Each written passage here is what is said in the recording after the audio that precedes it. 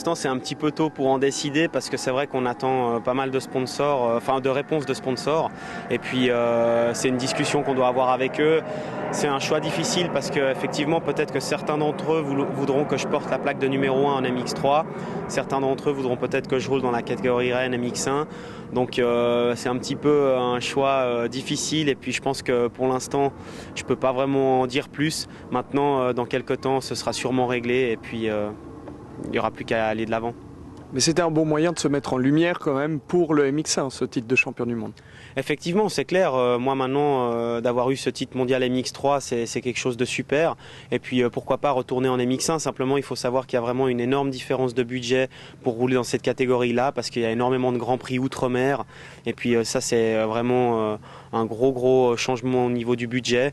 Et puis évoluant dans une structure privée, donc qu'on a fait avec Alain Pellicari, c'est quelque chose qui risque de changer énormément.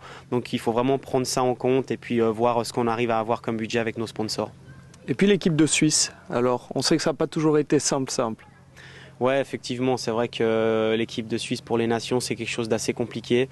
La fédération et le manager de l'équipe sont des personnes qui font des choix un petit peu spéciaux à mon avis. Je ne comprends pas toujours leurs choix.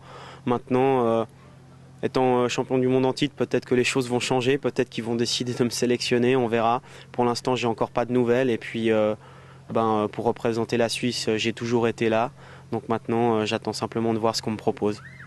On sait justement qu'en Suisse, ce n'est pas forcément évident. Un départ à l'étranger, on parle du Canada notamment, ça c'est un de vos projets ? Effectivement, c'est vrai que la semaine prochaine, je vais partir au Canada faire la finale du championnat de motocross en espérant me faire remarquer et pourquoi pas recevoir une proposition pour évoluer là-bas l'année prochaine.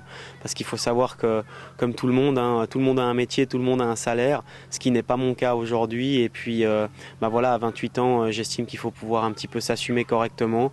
Et puis, en championnat du monde en Europe, c'est quelque chose de très difficile de gagner sa vie avec le motocross, alors qu'au Canada, justement, c'est un sport bien plus médiatisé et j'ai plus de chances de gagner ma vie correctement là-bas.